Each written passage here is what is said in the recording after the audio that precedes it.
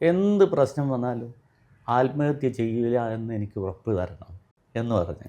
അങ്ങനെയാണ് നമ്മളെ ഇന്ന് കാണുന്ന NVR ക്യാൻസർ സെൻ്റർ. ഈ മേഖലയിലെ നാശം എന്ന് പറയുന്നത് തുടക്കം കുറിച്ചത് ഈ കേരള ബാങ്കാണ്. സഹകരണ സംഘങ്ങളെ സഹായിക്കലല്ല അവരുടെ പരിപാടി. അത് വെറും റിസർവ് ബാങ്കിൻ്റെ നിയന്ത്രണത്തിലുള്ളൊരു ബാങ്കായി മാറി. MLA മരിച്ച വീട്ടിൽ പോവുക, അത് കഴിഞ്ഞ് കല്യാണ വീട്ടിൽ പോവുക, അത് കഴിഞ്ഞാൽ പാലത്തിന് പെയിൻ്റ് അടിക്കുക, ഉദ്ഘാടനം ചെയ്താൽ തന്നെ വീണ്ടും ഉദ്ഘാടനം ചെയ്യുക. ബ്രിട്ടീഷുകാരൻ ഉദ്ഘാടനം പോയ സാധനമാണിത്. അവർ ഉദ്ഘാടനം ചെയ്തില്ല, ഉണ്ടാക്കിയിട്ട് അങ്ങോട്ട് നടന്നു പോകല ചെയ്യില്ല. നമ്മൾ ഇനി ഒരു ഉദ്ഘാടനം ചെയ്തു എന്ന് വിചാരിക്കുക, അതിന് പെയിൻ്റ് അടിക്കുക. ഇതൊക്കെയാണ് ഇപ്പോൾ MLA മന്ത്രി എന്നൊക്കെ വിചാരിച്ചാൽ. പിന്നെ എല്ലാ വലിയ കല്യാണങ്ങളിലും പോവുക. ടൂറിസം മേഖലയിൽ ഞാൻ ഒരു മെസ്സേജ് കൊടുത്തതാണ്. ടാറ്റയാണ് ലോകത്ത് ആദ്യമായിട്ട് ഹോട്ടൽ ശൃംഖല തുടങ്ങിയത്. ടാറ്റയ്ക്ക് മാത്രമല്ല, ഒന്നുമല്ലാത്തവനും സാധാരണക്കാരൻ്റെ ഒരു കൂട്ടായ്മയ്ക്ക് 5 സ്റ്റാർ ഹോട്ടൽ തുടങ്ങാം. എറുമ്പുകളുടെ കൂട്ടായ്മയാണ്. അതാണ് ഒരു വലിയ ശൃംഖല സൃഷ്ടിക്കുന്നത്. അത് നിങ്ങൾ എറുമ്പിനെ നോക്കിയാൽ മതി. ഞാൻ മത്സരിക്കുന്നുള്ളതിൽ പാർട്ടിക്കുള്ളിലും മുന്നണിക്കുള്ളിലൊക്കെ ചർച്ചയുണ്ട്. പക്ഷേ എൻ്റെ മനസ്സിൽ ചിലതുണ്ട്. പണ്ട് പണിക്കർ പറഞ്ഞിട്ടുണ്ടല്ലോ, ഏത് രാശി വയ്ക്കുമ്പോൾ മാനഹാനിയും ധനനഷ്ടവും ഒന്നിച്ച് വാങ്ങണ്ടെന്ന്. അതുകൊണ്ട് നമുക്ക് ജോണ് വരണം എന്നുള്ളത് ഞങ്ങളുടെ സംബന്ധിച്ചിടത്തോളം വളരെ പ്രാധാന്യമാണ്. സെക്കൻഡ് എൻ്റെ കാര്യമുള്ളൂ. ഞാൻ എറണാകുളത്ത് പോയാൽ ആദ്യം തൊഴിലെന്താ വെച്ചാൽ ഹൈക്കോടതീൻ്റെ മുമ്പ് പോയിട്ട് ആണ് തൊഴിൽ. അതാണ് നമ്മളെ ദൈവം. അതാണ് ഹൈക്കോടതിയാണ് എൻ്റെ രാഷ്ട്രീയ ജീവിതത്തിൽ ഇന്നൊരു വലിയ സഹായിയാക്കിയതിൽ വലിയ പങ്ക് വഹിച്ചിട്ടുള്ളത്. സഹകരണ മേഖലയിൽ CN വിജയേഷ് എന്നൊരു പേര് ഇപ്പോഴൊരു ബ്രാൻഡ് നെയിമായി മാറിക്കഴിഞ്ഞിരിക്കുകയാണ്. ആദ്യം ടൗൺ കോപ്പറേറ്റീവ് ബാങ്ക്, പിന്നീട് സിറ്റി കോപ്പറേറ്റീവ് ബാങ്ക്, പിന്നീട് ലാഡർ, ഇപ്പോൾ ഒരു ക്യാൻസർ ഹോസ്പിറ്റൽ. മലബാറിൻ്റെ ഒരു സ്വപ്നമായി തന്നെ അത് മാറിയിരിക്കുകയാണ്.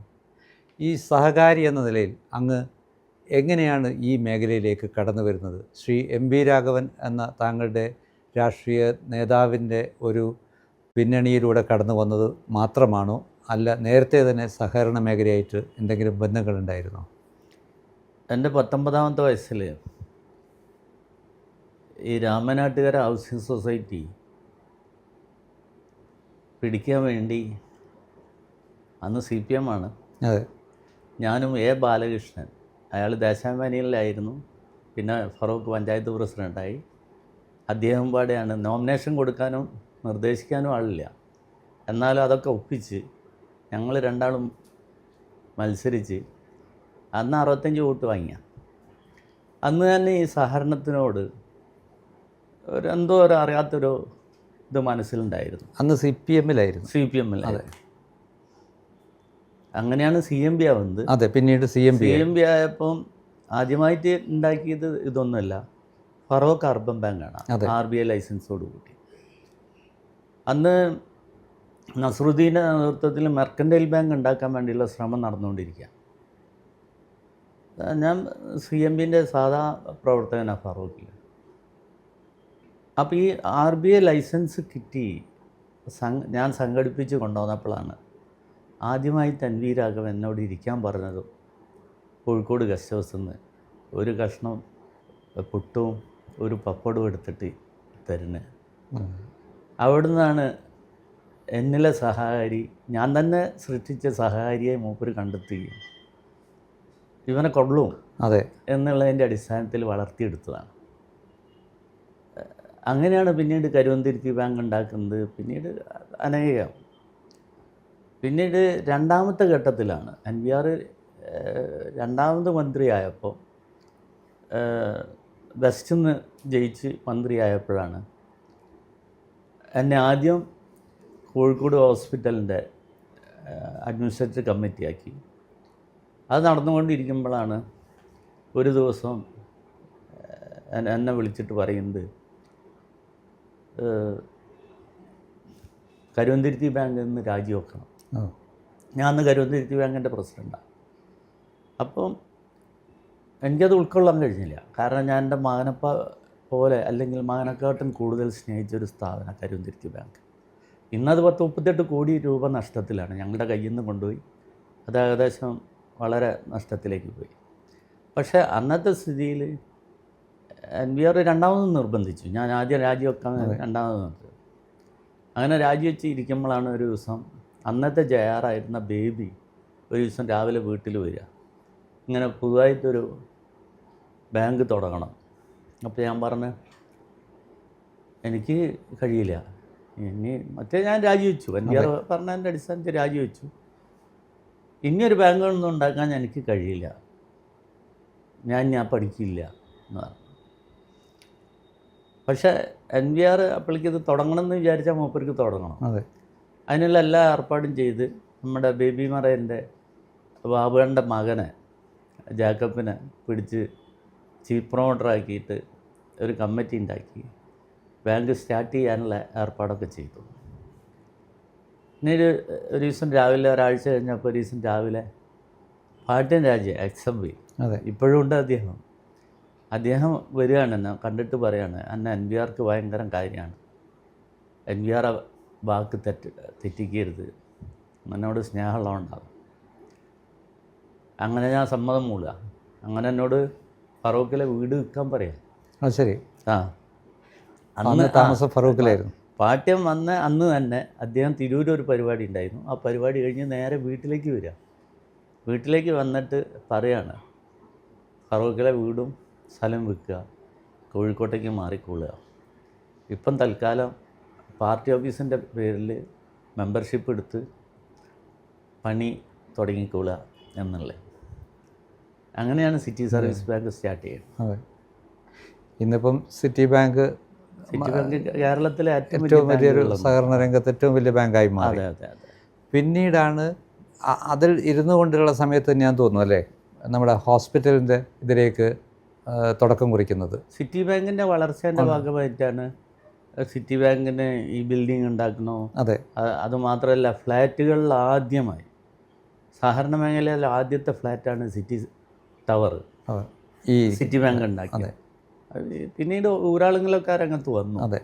പക്ഷെ ആദ്യത്തെ ഫ്ലാറ്റ് സമുച്ചയം ഉണ്ടാക്കിയത് അതിൻ്റെ വിറ്റ പൈസ കൊണ്ടാണ് ഇന്ന് കാണുന്ന സിറ്റി ബാങ്കിൻ്റെ ഹെഡ് ഓഫീസ് നിലനിർത്തിയത്. അപ്പം പിന്നെ ഹോസ്പിറ്റലിലേക്ക് കടക്കുന്നത് ഏകദേശം ഏത് വർഷമായിരിക്കും? ഹോസ്പിറ്റലിലേക്ക് കടക്കുന്നത് എനിക്ക് കൃത്യമായിട്ട് 10-14 കൊല്ലങ്ങൾക്ക് മുമ്പാണ്. അതിനൊരു നിമിത്തം എന്ന് പറയുന്നത് സിറ്റി സർവീസ് സഹകരണ ബാങ്കിൻ്റെ GM അവൻ നമ്മളെ കൂടെ വന്നതിന് ശേഷമാണ് കല്യാണം കഴിച്ചത്. കല്യാണം കഴിച്ച് ഒരു കൊല്ലം കഴിയുമ്പോൾ കുട്ടിയായി. കുട്ടിക്ക് 10-40 ദിവസമായിട്ടേ ഉള്ളൂ എന്നാണ് എൻ്റെ ഒരു ഓർമ്മ. അവൻ്റെ ഭാര്യ ക്യാൻസർ രോഗിയായി. അന്ന് കൃഷ്ണൻ നായരാണ് RCCൻ്റെ ഡയറക്ടർ എന്നാണ് എനിക്ക് തോന്നുന്നത്. അങ്ങനെ NVRോട് പറഞ്ഞിട്ട് ഞാൻ അവിടേക്ക് കൊണ്ടുപോയി. പക്ഷേ കൊണ്ടുപോകുമ്പോൾ തന്നെ നമ്മൾ ആയിഷ മാഡം, പഴയ പ്രിൻസിപ്പാൾ, മെഡിക്കൽ കോളേജ്, നമ്മളെ കൂടെ ഉണ്ടായിരുന്നു. സിറ്റി ബാങ്കിൻ്റെ തുടക്കം തൊട്ടിട്ട് മാഡം ആയിരുന്നു. ഇപ്പം സുഖമില്ലാതെ ആയപ്പോഴാണ് ഒന്ന് മാറിയത്. അപ്പോൾ അവർ പറഞ്ഞിരുന്നു രക്ഷപ്പെടില്ല, എന്നാലും നമ്മളൊരു ശ്രമം നടത്തി. അങ്ങനെ NVR രാത്രി വിളിച്ചു പറയാണ്, ഈ കുട്ടി രക്ഷപ്പെടില്ല, തിരിച്ചു കൊണ്ടുപോയിക്കോട്ടെ. പക്ഷെ ഞാൻ പറഞ്ഞു 2-3 ദിവസമെങ്കിലും അവിടെ നിന്നാൽ അവൾ രക്ഷപ്പെട്ടാലോ. അങ്ങനെ RCCയിൽ നിർത്താൻ പറ്റില്ല, ഏകദേശം 2 ദിവസം നിന്നോട്ടെ എന്ന് പറഞ്ഞു. അങ്ങനെ അതിൻ്റെ ഇടയിൽ അവർ ചാലക്കുടി പോട്ടയിലേക്ക് കൊണ്ടുവന്നു. അവിടെ വെച്ചിട്ട് അവൾ മരിക്കുക. അവളെ ഡെഡ് ബോഡി കണ്ടിറങ്ങുമ്പോഴാണ് എന്തുകൊണ്ട് ഒരു ക്യാൻസർ സെൻ്റർ സഹകരണ മേഖലയിൽ തുടങ്ങിക്കൂടാ എന്ന് തോന്നിയത്. അതാദ്യം NVRോട് സമ്മതം ചോദിച്ചു, തന്നില്ല. 5-6 മാസം പിന്നാലെ മൂപ്പരോട് നടന്നു. അപ്പോൾ അവസാനം മൂപ്പര് പറഞ്ഞു, നീ എന്തായാലും തുടങ്ങും. ഞങ്ങളൊരു യാത്രയിൽ കോയമ്പത്തൂരിൽ നിന്ന് കണ്ണൂർക്കുള്ള യാത്രയിൽ ഞാനും മൂപ്പരും ഗൺമാനും ഉണ്ട്. അപ്പോൾ യാത്ര ചെയ്തുകൊണ്ടിരിക്കുമ്പം ഞാൻ ചോദിച്ചു, NVR ഞാനൊന്ന് തുടങ്ങിക്കോട്ടെ. പിന്നെ മൂപ്പര് പറഞ്ഞ വാചകം എന്താ വെച്ചാൽ, NV രാഘവന് പെരിയാരോ യാക്കേജൊക്കെ ഉണ്ടാക്കിയിട്ടുള്ള അനുഭവമുണ്ട്, നിനക്ക് ആരുണ്ടാവും? മുഴുവൻ ആളുകളും നിൻ്റെ ശത്രുക്കളാവും. അപ്പം ഞാൻ പറഞ്ഞു, NVR കൂടെ ഞാൻ ഉണ്ടായിരുന്നല്ലോ പെരിയാരം മെഡിക്കൽ കോളേജ് തുടങ്ങുമ്പോൾ. അന്ന് ആ സ്ഥലം മുഴുവൻ കാട് പിടിച്ച് കിടക്കുന്നതും അത് ഗ്രപ്പിക്ക് വരുമ്പോൾ പാമ്പുകളെയും കുറുക്കൻ്റെ ഒരു കേന്ദ്രമായിരുന്നു. അത് NVR ഉണ്ടാക്കിക്കൊണ്ടല്ലേ CPM പിടിച്ചുകൊണ്ടാവാൻ കഴിഞ്ഞ്. നമ്മൾ ഉണ്ടാക്കുക NVR. താജ്മഹൽ ഷാജഹാൻ ചക്രവർത്തി ഉണ്ടാക്കിയിരുന്നെങ്കിൽ ഇല്ലായിരുന്നെങ്കിൽ ഇന്ന് താജ്മഹൽ ഉണ്ടാവില്ല. അതുകൊണ്ടല്ലേ ഇന്ത്യയിലേക്ക് ആളുകൾ താജ്മഹൽ കാണാൻ വരുന്നത് എന്ന് ചോദിച്ചപ്പം മൂപ്പരൊന്നും മിണ്ടിയില്ല. കുറച്ച് കഴിഞ്ഞതിന് ശേഷം എന്നോട് പറഞ്ഞ് ഇനി എന്നെ പിടിച്ചു നിർത്തിയാൽ നിൽക്കൂല, നീ തുടങ്ങിക്കോ, പക്ഷെ ഒരു കണ്ടീഷൻ, ആത്മഹത്യ ചെയ്യരുത്. എന്ത് പ്രശ്നം വന്നാലും ആത്മഹത്യ ചെയ്യില്ല എന്ന് എനിക്ക് ഉറപ്പ് തരണം എന്ന് പറഞ്ഞ്. അങ്ങനെയാണ് നമ്മളെ ഇന്ന് കാണുന്ന NVR ക്യാൻസർ സെൻ്റർ. ഇന്നിപ്പോൾ അവിടെ നൂറുകണക്കിന് പേഷ്യൻസ് വരെയും കുറേ ആളുകളുടെ ജീവൻ രക്ഷിക്കാൻ കഴിഞ്ഞൊരു സ്ഥാപനമായി വളർന്നു. പക്ഷേ ഈ സഹകരണ മേഖലയെക്കുറിച്ച് നമ്മൾ പറയുമ്പോൾ ഇപ്പം വിജയേഷൻ ഏട്ടൻ തന്നെ സൂചിപ്പിച്ചു, സിറ്റി ബാങ്ക് ഇപ്പം ഏറ്റവും വലിയ സഹകരണ ബാങ്കായി വളർന്നു. അതിന് നടത്തിപ്പിൻ്റെ ഒരു വിജയമാണത്. പക്ഷേ സഹകരണ രംഗത്ത് എല്ലാ ബാങ്കുകൾക്കും ഈ കഥ പറയാനില്ല. ഇപ്പോൾ നമുക്കറിയാം കരുവന്നൂർ ബാങ്കുണ്ട്, അതുപോലെ പിന്നെ ചില സ്ഥാപനങ്ങളുടെ നഷ്ടക്കണക്കുകൾ കൂടിക്കൂടി വരികയാണ് ഈ രംഗത്ത്. എന്തുകൊണ്ടാണ് സഹകരണ മേഖലയിൽ ഒരു ഭാഗത്ത് താങ്കളൊക്കെ നേതൃത്വം കൊടുക്കുന്ന സ്ഥാപനങ്ങൾ ഈ രീതിയിൽ വളർച്ചയിലേക്കും അല്ലെങ്കിൽ ഉയർച്ചയിലേക്കൊക്കെ മുന്നോട്ട് വന്നിട്ടുണ്ടെങ്കിൽ അതേസമയം സമാനമായ രീതിയിൽ വളരാൻ സാധ്യതയുള്ള സ്ഥാപനങ്ങളെന്ന് നമ്മളൊക്കെ മനസ്സിലാക്കിയിട്ടുള്ള ചിലർ എന്തുകൊണ്ട് പിറകോട്ട് പോകുന്നു? എന്താണ് സഹകരണ മേഖലയുടെ കുഴപ്പമാണോ അല്ല അതിൻ്റെ നടത്തിപ്പുകാരുടെ പ്രശ്നമാണോ? അത് രണ്ട് പ്രശ്നങ്ങളാണ്. ഒന്ന്, സഹകരണ മേഖലയിൽ പ്രതിസന്ധികൾ ചില സമയത്തൊക്കെ ഉണ്ടാകാറുണ്ട്. ആ സമയത്തൊക്കെ ആ സംഘത്തെ സഹായിക്കാൻ ജില്ലാ ബാങ്ക് ഉണ്ടായിരുന്നു. 8 കൊല്ലമായിട്ടാണ് ഈ സഹകരണ മേഖലയിൽ ഈ കരുവന്നൂർ പോലെയുള്ള പ്രശ്നങ്ങളടക്കം വന്നത്. കരുവന്നൂർ പ്രശ്നം തന്നെ തൃശ്ശൂർ ഡിസ്ട്രിക്ട് കോപ്പറേറ്റീവ് ബാങ്ക് ഉണ്ടായിരുന്നെങ്കിൽ ഈ പ്രശ്നം ഒതുക്കിയില്ലായിരുന്നു. ഈ മേഖലയിലെ നാശം എന്ന് പറയുന്നത് തുടക്കം കുറിച്ചത് ഈ കേരള ബാങ്കാണ്. സഹകരണ സംഘങ്ങളെ സഹായിക്കലല്ല അവരുടെ പരിപാടി. അത് വെറും റിസർവ് ബാങ്കിൻ്റെ നിയന്ത്രണത്തിലുള്ളൊരു ബാങ്കായി മാറി. അതാണ് അതിൻ്റെ ജില്ലാ ബാങ്കുകൾ ഇല്ലാതായിപ്പോയി. ജില്ലാ ബാങ്കുകളില്ലാതെ സഹായിക്കാൻ ആളില്ലാതെ, ഒരു പ്രതിസന്ധി വരുമ്പോൾ ആ പ്രതിസന്ധിനെ സഹായിക്കാൻ ആളില്ലാതെയായിപ്പോയി. കരുവന്നൂർ പോലെയുള്ള കേസുകളിൽ അവിടുത്തെ ജീവനക്കാർ, അവിടുത്തെ ഭരണസമിതി, മുഴുവൻ ഭരണസമിതി അംഗങ്ങളും അറിയണമെന്നില്ല. അതെ, നിരപരാധികളായിരിക്കണം. അതെ. പക്ഷേ പ്രസിഡൻ്റ് അറിയാതെ ഒരു കാര്യം നടക്കില്ല. അവിടുത്തെ GM-ഉം പ്രസിഡൻറ്റും അക്കൗണ്ടൻറ്റും അറിയാത്തൊരു കാര്യം നടക്കില്ല. അപ്പോൾ ഈ 3 ആൾക്കും അതിൽ പങ്കുണ്ടാവും. പിന്നെ സഹകരണ ഉദ്യോഗസ്ഥന്മാർ ഓഡിറ്റ് ചെയ്യുന്നത്. ഈ കോഴിക്കോട് തന്നെ ഇന്ന് നമ്മൾ സംസാരിക്കുമ്പോൾ കോഴിക്കോട് 107 സഹകരണ സംഘങ്ങളാണെന്ന് എനിക്ക് തോന്നുന്നു. 107 109. അതിൽ 52 എണ്ണം മാത്രമേ ലാഭത്തിലുള്ളൂ. അത് തന്നെ വളരെ 1 കോടിക്ക് താഴെയുള്ളതാണ് ഏറെക്കുറെ ഉള്ളത് ലാഭം അല്ലേ. 1 കോടിയിൽ മേലെയുള്ളത് ഒരു 4 5 സ്ഥാപനങ്ങളാണുള്ളത്. അതും കോഴിക്കോട് താലൂക്കിലാണുള്ളത്. ആകെ ഇതെല്ലാം പാടെ ഉണ്ടാക്കിയ ലാഭത്തിൻ്റെ ഒറ്റ ബാങ്കുണ്ട്. ഞാൻ ബാങ്കുകളുടെ പേര് പറയില്ല. ഒരു ബാങ്കിൻ്റെ, കോഴിക്കോട് ഒരു ബാങ്കിൻ്റെ നഷ്ടം എന്ന് പറയുന്നത് 98 കോടി രൂപയാണ്. അവിടെ ആകെ 300 കോടിയോ 400 കോടിയോ ഡിപ്പോസിറ്റ് ഉണ്ടാവും. അതെ, അവിടെ 98 കോടി രൂപ, 98 എന്ന് പറഞ്ഞാൽ ശരിക്കും 99 കോടി രൂപ നഷ്ടത്തിലാണ്. അപ്പോൾ ആകെ ഉണ്ടാക്കിയ ലാഭം നോക്കിയാൽ ഈ ഒരൊറ്റ സംഘം കൊണ്ട് അത് പോയി. അതെ. ഇതിന് ഈ പ്രതിസന്ധി തീർക്കാനുള്ള മാർഗങ്ങളുണ്ട്. അത് ഗവൺമെൻറ് വിചാരിക്കണം. അതെന്താ, അത് എങ്ങനെയാണ് ഇതിന് പരിഹാരം കാണാൻ പറ്റുക? ഇതിൽ പരിഹാരം കാണാൻ എത്രയാണോ ഒരു സംഘത്തിൻ്റെ ആവശ്യമായ തുക, ഗ്യാപ്പ് എത്രയാണോ വന്നിട്ടുള്ളത്, നഷ്ടം എത്രയാണോ വന്നിട്ടുള്ളത്, ആ നഷ്ടം നികത്താനുള്ള ഏർപ്പാട് ചെയ്യണം. ഒന്ന്, ഇത് ശരിക്കും ഈ സംഘങ്ങളുടെ വളർച്ച എന്ന് പറഞ്ഞാൽ ഈ 85 മുതലേക്കുള്ള വളർച്ചയാണ്. അന്ന് പൈസ റിയൽ എസ്റ്റേറ്റൊക്കെ ഇങ്ങനെ കയറിക്കൊണ്ടിരിക്കുന്നു. ഗൾഫ് രാജ്യങ്ങളിൽ നിന്ന് പൈസ ഇഷ്ടം പോലെ വരുന്നു. അത് മുഴുവൻ തന്നെ സഹകരണ മേഖലയിലേക്ക് വരുന്നു. ഇന്ന് സഹകരണ മേഖലയിൽ പൈസ ഇടാൻ ആളുകൾ ഇഷ്ടപ്പെടുന്നില്ല. ഇപ്പം സിറ്റി ബാങ്കിൻ്റെ ഒരു കൊല്ലത്തെ ഡിപ്പോസിറ്റ് വർധനവ് എന്ന് പറഞ്ഞാൽ 100 കോടിയൊക്കെയാണ്.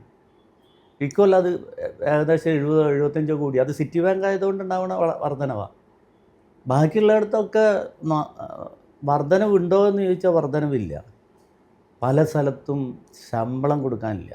അതെ, ആ സ്ഥിതിവിശേഷമുണ്ട്. അത് മാറ്റിയെടുക്കണം. അത് മാറ്റിയെടുക്കാൻ ഇനി വരുന്ന ഗവൺമെൻറ് ശ്രദ്ധിച്ചാൽ വളരെ ഈസി ആയിട്ട് കാര്യങ്ങൾ നടത്താൻ പറ്റും എന്നാണ് എനിക്ക് തോന്നുന്നത്. അത് മാറ്റിയെടുക്കുക എന്ന് പറയുമ്പോൾ സഹകാരികളുടെ ഒരു നിലപാടിലും സമീപനത്തിലും അവിടെ നിന്നാണല്ലോ ഇപ്പം നമ്മൾ കാണുന്നുണ്ട്. സഹകരണ മേഖല മുമ്പൊക്കെ നമ്മുടെ പരിമിതമായ അറിവും ദൂരെ നിന്ന് കണ്ടിട്ടുള്ള ഒരു അനുഭവം വെച്ച് പറയുകയാണ്. പഴയകാല സഹകാരികൾ അവർ കറുത്ത ബാഗും കുടയുമായി ഉച്ചക്കും മഴയത്തും വെയിലത്തുമൊക്കെ നടന്നു പോകുന്ന സഹകരണ സംഘം പ്രസിഡൻറ്റുമാരെ കണ്ട ഓർമ്മ എൻ്റെ മനസ്സിലുണ്ട്. ഞാനിപ്പോൾ പേര് പറയുന്നില്ല. ഇപ്പോഴും നിറഞ്ഞു നിൽക്കുന്ന ചില മനുഷ്യന്മാർ അവർ കഷ്ടപ്പെട്ട് നടന്ന് പിടിച്ച് ഇങ്ങനെ യാത്രയായിട്ടൊക്കെയാണ് ഈ വലിയ പ്രസ്ഥാനം. പിന്നീട് അത് വലിയ സ്ഥാപനങ്ങളായി വളർന്നിട്ടുണ്ട് അവയൊക്കെ. പക്ഷേ ഇന്ന് ഒരു സഹകരണ സംഘം തുടങ്ങി പിറ്റേത്തെ ആഴ്ച തന്നെ കാണുന്നത് ഒരു ആവശ്യത്തിലധികം വാഹനങ്ങൾ, ഒരു വേണ്ടാത്തൊരു ധാരാളിത്തം ഈ സഹകാരികളുടെ ഭാഗത്തു നിന്നുണ്ടാകുന്നുണ്ടോ? ഒരു അമിതമായ ഒരു എക്സ്പെൻസിന് വരുത്തി വെക്കുന്നുണ്ടോ? അതും കൂടി ഇതിൻ്റെ നഷ്ടത്തിനൊരു കാരണമാകുന്നുണ്ടോ? അറിയില്ല. തീർച്ചയായും അതിലൊരു ഉത്തരവാദി ഞാനാണെന്നാണ് എനിക്ക് തോന്നുന്നത്. അത് കേരളത്തിൽ ആദ്യമായിട്ട് ഒരു സർവീസ് സഹകരണ ബാങ്ക് കാറ് വാങ്ങുന്നത് സിറ്റി സർവീസ് സഹകരണ ബാങ്കാണ്. അതെ, അതൊരു വലിയ നാശം വിതച്ചു എന്ന് ആണ് എൻ്റെ ഒരു അഭിപ്രായം. ഞാൻ ഗവൺമെൻറ് ഓർഡർ വാങ്ങി ഒരു അംബാസഡർ കാർ എടുത്തു. അത് കണ്ട് MK Kannan Thrissur NVR road പറഞ്ഞ് വേറെ ഒന്ന് എടുത്തു. അതെ. പിന്നീട് അടുത്ത ഗവൺമെൻറ് വന്നപ്പോൾ മുഴുവൻ ആളുകളും കാർ എടുക്കലായി. അതിനും കുഴപ്പമില്ല. പക്ഷേ ഈ കാറ് ഡ്രൈവർ ഇതൊക്കെ അതിനൊക്കെ ഒരു ലിമിറ്റ് വേണം. അല്ല, അതിൻ്റെ ഇടയിൽ ഒന്ന് ഇടപെട്ടെ. അന്ന് വിജയകൃഷ്ണേട്ടൻ ഇതിന് കാറ് വാങ്ങിക്കുമ്പം സൊസൈറ്റി വലിയ ലാഭത്തിലായിരിക്കും ഒരു പക്ഷേ, വലിയ ലാഭത്തിൽ അല്ലേ? അതായിരിക്കാം കാറ് വാങ്ങാൻ പ്രേരിപ്പിച്ചത്. പക്ഷെ ഇപ്പം നഷ്ടത്തിലുള്ളവരാണ് കൂടുതലും, അല്ലേ, ഇതിൻ്റെ ഒരു ചിലവ് കൂട്ടി വെക്കും. നഷ്ടത്തിലാണ് മുഴുവൻ സംഘങ്ങളും. നഷ്ടത്തിലാണ്, ലാഭത്തിലെന്നൊന്നും പറയാനില്ല. ആ ചിലവ് മാത്രമല്ല, ജീവനക്കാരുടെ ശമ്പള വർധനവ്. അതെ. ഇന്നിപ്പോൾ ഒരു ഇപ്പോൾ സിറ്റി ബാങ്കിൻ്റെ PTSനെ എടുക്കുക. അവർ വാങ്ങുന്ന ശമ്പളം എന്ന് പറയുന്നത് ഏകദേശം 25,000-30,000 രൂപയാണ്. അപ്പോൾ ആ രീതിയിലാണ് ശമ്പളം. പിന്നെ ഈ ധാരാളിത്തം കൂടി അതൊക്കെ അതിൻ്റെ ഒരു ഭാഗമാണ്. പക്ഷെ ഇതൊക്കെ നിയന്ത്രിക്കേണ്ടേ, അതെ, ഇതൊക്കെ നോക്കണ്ടേ ഡിപ്പാർട്ട്മെൻറ്റ് ഇതിൻ്റെ കൂടെ നിന്നു. അതെ. ഇപ്പം ഞാൻ ഈ 98 കോടി ഉറുപ്പ്യ പറഞ്ഞ സംഘത്തിൽ അവിടെ ഒരു ഇൻസ്പെക്ടർ വന്നു ഓഡിറ്റിന്. അവർ സീനിയർ ഇൻസ്പെക്ടറായി. അപ്പോൾ അതിനനുസരിച്ച് ഭരണസമിതി സീനിയർ ഇൻസ്പെക്ടറാക്കി കൊടുത്തു. അവർ AR ആയി. അപ്പോൾ ഭരണസമിതി അതിൻ്റെ കൊടുത്തു. അപ്പം അവിടുത്തെ സെക്രട്ടറിയും പുറത്തുനിന്ന് ഒരു ഡെവലപ്മെൻറ്റ് ഓഫീസറെ വെച്ച് ഒരു റിട്ടയർഡ് AR ഈ സ്ത്രീയും പാടെ അവിടെ നടത്തിയ ചക്രമക്കേടിന്ന് കൂട്ടു നിന്നതാണ് ആ സ്ഥാപനം തകരാനുള്ളൊരു കാര്യം. അതുകൊണ്ട് അതിൻ്റെ തൊട്ടടുത്തുള്ള സ്ഥാപനങ്ങളൊക്കെ തകർന്നു. ഈ ഓഡിറ്റിങ്ങിന് വരുന്ന ഉദ്യോഗസ്ഥർ കൃത്യമായി അവരെ ഇടപെട്ടാൽ തന്നെ കുറേയധികം ഇതിൻ്റെ ഒരു തെറ്റായ വഴിവിട്ട പോക്കുകൾ നിയന്ത്രിക്കാൻ പറ്റും. ഇപ്പം അതിന് ഈ ഗവൺമെൻറ് വാസം മിനിസ്റ്റർ കൊണ്ടുവന്ന നിയമം അല്ല ഒരു രീതി ഗ്രൂപ്പ് ഓഡിറ്റ് കൊണ്ടുവന്നു. അത് സംഘങ്ങളെ വളരെ സഹായിക്കാൻ തയ്യാറ്. അങ്ങനത്തെ 3-4 പോകുന്ന ഒരു ടീമാണ് ഓഡിറ്റ് ചെയ്യുന്നത്. മറ്റൊരാൾ ഇരുന്നിട്ട് അതിന് ഓഡിറ്റ് ചെയ്ത് അയാൾ അവിടെ തന്നെ ഇരിക്കുക. അയാൾക്ക് രാഷ്ട്രീയ സ്വാധീനം ഉണ്ടെച്ചാൽ അയാളെ സൗകര്യത്തിനനുസരിച്ച് ഇരുന്ന് കൊടുക്കും. അതേ പാർട്ടിക്കാരാവും ഭരിക്കുന്നത്. അപ്പോൾ എന്തെങ്കിലും മിസ്റ്റേക്ക് കണ്ടാൽ അപ്പോൾ പാർട്ടി ഓഫീസിൽ നിന്ന് വിളിക്കും. ഇല്ല വെച്ചാൽ നേതാക്കൾ ബന്ധപ്പെടും. എന്നിട്ടത് എങ്ങനെ തരണം ചെയ്തു കൊടുക്കാൻ പറ്റുമെന്നുള്ളത് ചെയ്തു കൊടുക്കും. അതൊക്കെയാണ് ഇന്നത്തെ സ്ഥിതിയിലേക്ക് വന്ന ഒരു കാര്യം. ഇപ്പം നേരത്തെ പറഞ്ഞല്ലോ, സഹകരണ രംഗത്ത് ആദ്യമായി ഒരു ഫ്ലാറ്റ് സമുച്ചയം ഒരാളുങ്കൽ പോലും ഈ മേഖലയിലേക്ക് പ്രവേശിക്കും മുമ്പ് അത് വിഭാവനം ചെയ്ത് നടപ്പാക്കിയ ഒരു സഹകാരിയാണ് താങ്കൾ. അതുപോലെ ഇടക്കാലത്ത് എനിക്ക് തോന്നുന്നു നമ്മൾ തന്നെ ഒരിക്കൽ കൂടിക്കാഴ്ച നടത്തിയപ്പം താങ്കൾ പറഞ്ഞിരുന്നു, അത് കേരളത്തിലെ ഈ വിമാനക്കൊള്ള നടക്കുകയാണ് ഇപ്പോൾ വ്യാപകമായിട്ട്. വലിയൊരു പ്രവാസി ആളുകൾ നമ്മുടെ വിദേശത്ത്, പ്രത്യേകിച്ച് മിഡിൽ ഈസ്റ്റിൽ കഴിയുന്നവരുണ്ട്. അപ്പോൾ അവർക്ക് അവധിക്കാലം വരുമ്പം ആ ടിക്കറ്റ് നിരക്ക് 1 ലക്ഷവും അതിൻ്റെ പുറത്തേക്കും പോകുന്നു. അതുപോലെ അവധി കഴിഞ്ഞ് തിരിച്ചു പോകുമ്പോഴും ഇതേ അവസ്ഥ അവർ നേരിടുന്നു. ഈ ഒരു വിമാനക്കൊള്ള ഇങ്ങനെ അന്ന് ശ്രദ്ധയിൽപ്പെട്ട സമയത്താണെന്ന് തോന്നുന്നു താങ്കൾ പറഞ്ഞത്, വേണമെങ്കിൽ ഒരു സർക്കാർ അനുവദിക്കുകയാണെങ്കിൽ ഒരു എയർ ഫ്ലൈറ്റ് നമുക്ക് തുടങ്ങാൻ സാധിക്കുന്നു. സത്യത്തിൽ അത് പറഞ്ഞ ശേഷം അതിനെന്തെങ്കിലും മുന്നോട്ട് പോകാൻ ശ്രമിച്ചിരുന്നോ? ഇല്ല, അത് പറഞ്ഞത് കേരളയിൽ വരുന്ന സമയത്ത്. അതെ, കേരളയിലല്ല വേണ്ടത്, കെ ഫ്ലൈറ്റാണ് വേണ്ടത്. നിങ്ങൾ തന്നെയാണ് കൊടുത്തതെന്ന് എനിക്ക് തോന്നുന്നു, മാതൃഭൂമി തന്നെയാണ് കൊടുത്തതെന്ന് എനിക്ക് തോന്നുന്നു. ഇപ്പോൾ ഉള്ള പ്രശ്നം വന്ദേ ഭാരത് എടുക്കാം, ഏത് ട്രെയിൻ എടുക്കാം, അതിന് നമുക്ക് പ്രീമിയം തൽക്കാലം എന്ന് പറയുന്നത് ഏകദേശം ഒരു തിരുവനന്തപുരത്ത് നിന്ന് കോഴിക്കോട്ടേക്കും കണ്ണൂരിലേക്കൊക്കെ 4000 റുപ്യൻ്റെ അടുത്ത്. നമുക്ക് 4 ഫ്ലൈറ്റുകൾ, 72 സീറ്റുകളിലെ 4 ഫ്ലൈറ്റുകൾ 2 കൊല്ലം ഓടാൻ, നഷ്ടത്തിലോടാൻ ഒരാളും കയറണ്ട. ഇപ്പോഴത്തെ ഇത് വെച്ചിട്ട് 250 കോടി രൂപ മതി. 4 ഫ്ലൈറ്റ് എടുത്താൽ നമുക്ക് തിരുവനന്തപുരം,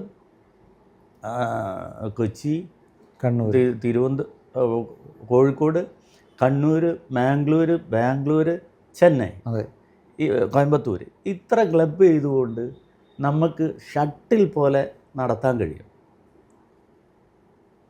അങ്ങനെ വെച്ചാൽ ഒരു 4000 റുപ്യ വാങ്ങിയാൽ ആകെ 1.5 മണിക്കൂർ കൊണ്ട് ഇപ്പം തിരുവനന്തപുരത്ത് നിന്ന് ഒരാൾ കയറി എയർപോർട്ടിലെത്താൻ 1 മണിക്കൂർ, എല്ലാം കഴിഞ്ഞാൽ 1 മണിക്കൂറിനുള്ളിൽ ഫ്ലൈറ്റ് കയറിയാൽ അയാൾ കോഴിക്കോട് എയർപോർട്ടിലെത്തുമ്പോഴേക്ക് 30 മിനിറ്റ് മതി.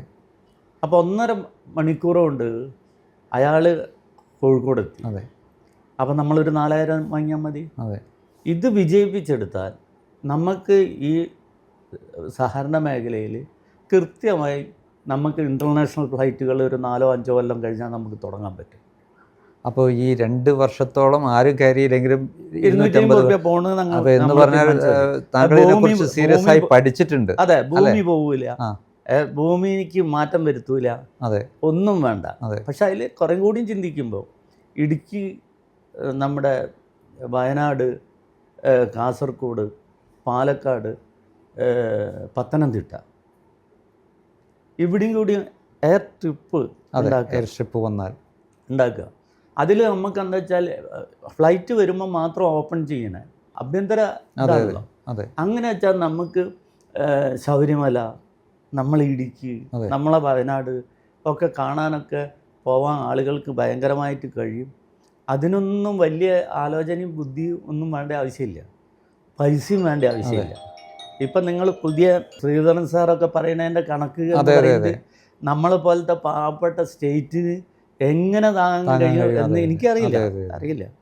ഇപ്പം നമ്മൾ മെട്രോ അതൊരാവശ്യമാണ്, ആ ടൗണിൻ്റെ ഉള്ളിൽ ആവശ്യമാണ്. അങ്ങനത്തെ 2-3 തിരുവനന്തപുരത്തിന് പോലും മെട്രോ വേണമെന്നുള്ള വിശ്വാസക്കാരനല്ല ഞാൻ.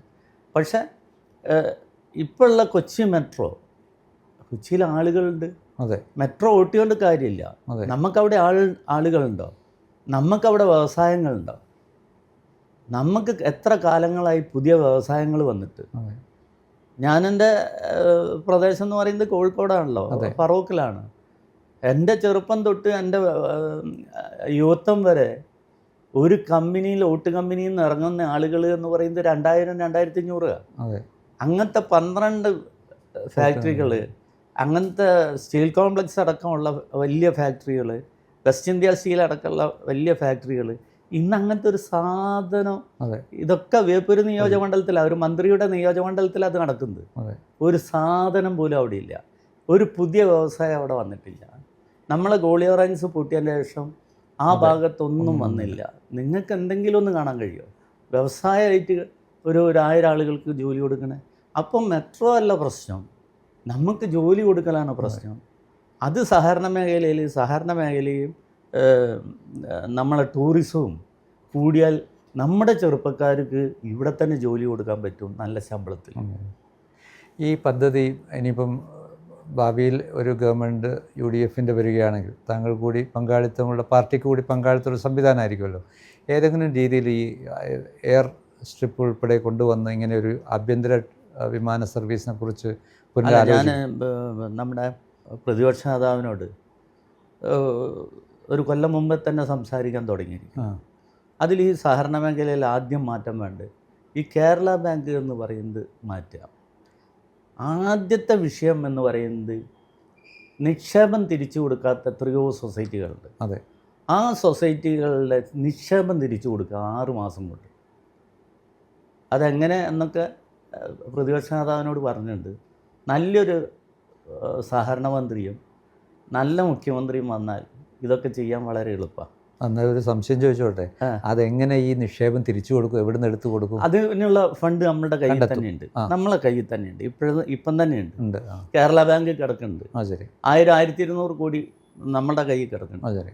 ഒന്ന്, ഈ നിക്ഷേപങ്ങളുടെ ഇപ്പം നിങ്ങളൊരു 25 ലക്ഷം റുപ്യ നിങ്ങൾക്കൊരു സ്ഥലം വിറ്റിട്ട് കിട്ടി, 25 ലക്ഷം രൂപ വരെയെങ്കിലും ഗ്യാരണ്ടി നമ്മൾ കൊടുക്കണം. അതെ, നിക്ഷേപ ഗ്യാരണ്ടി സ്കീം സഹകരണത്തിലുണ്ട്. അതെ അതെ. അതിന്ന് പൈസ കൊടുക്കാതിരിക്കാൻ എന്താ മാർഗം എന്നാണ് ആലോചിക്കുന്നത്.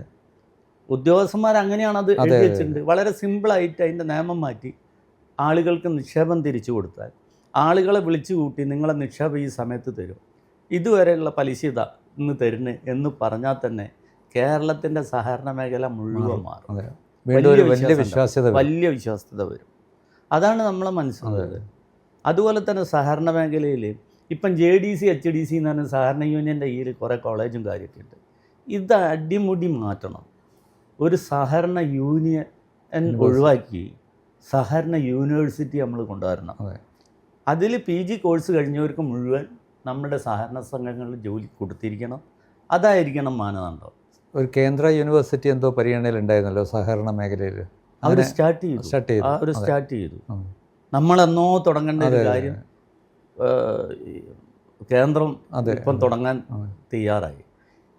ഈ വിഷയം പ്രതിപക്ഷ നേതാവായിട്ട് സംസാരിച്ചപ്പോൾ അതിന് ഒരു അനുകൂലമായിരുന്നു. അതായത് ഞാൻ ചോദിച്ചത്, ഇപ്പോൾ ഈ പറഞ്ഞ നമ്മുടെ ആഭ്യന്തര വിമാന സർവീസിൻ്റെ കാര്യത്തിൽ എല്ലാത്തിലും അയാൾ ഭയങ്കരമായിട്ട് താല്പര്യമെടുക്കും, വളരെ കേട്ടിരുന്നു. അപ്പോൾ അങ്ങനെയാണെങ്കിൽ അതിനൊരു ജീവൻ വെക്കുമെന്ന് നമുക്ക് വെക്കും എന്നുള്ള വളരെ മാറ്റം ഉണ്ടാക്കാൻ കഴിയും.